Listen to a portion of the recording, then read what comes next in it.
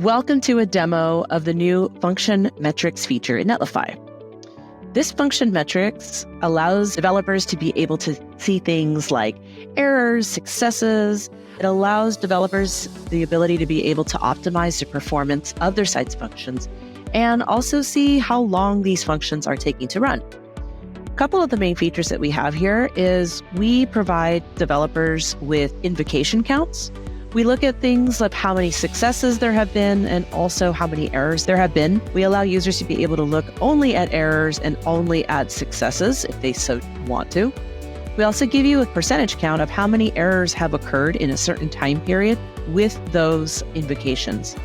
We also provide free users. By the way, this feature is available for everybody, but we also give all of free users the ability to see their function metrics up to the last 7 days, and paid plans will be able to see function metrics for the last 30 days. We also give the users the ability to look at functions by branch. So you can click here and you can look at the various functions that you have on the branch. And we really like this because it gives developers the opportunity to check out how their functions are running on a particular branch before they put it into production. We also allow you the ability to be able to look at specific functions just from this drop-down menu.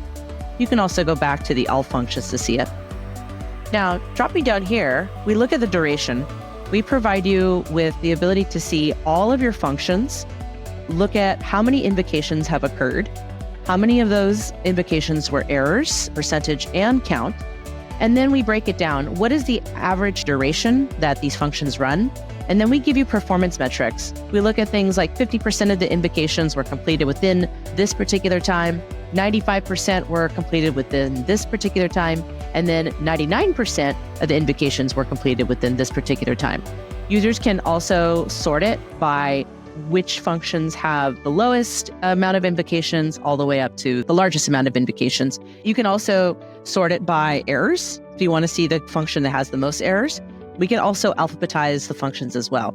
So if you click into this, this gives you the ability to look specifically at the logs for that particular function. Rather than requiring you to go click into the function and then search for that particular function and then be able to look at it at a certain time frame, we instead give the user the ability to be able to go directly into the logs and be able to debug.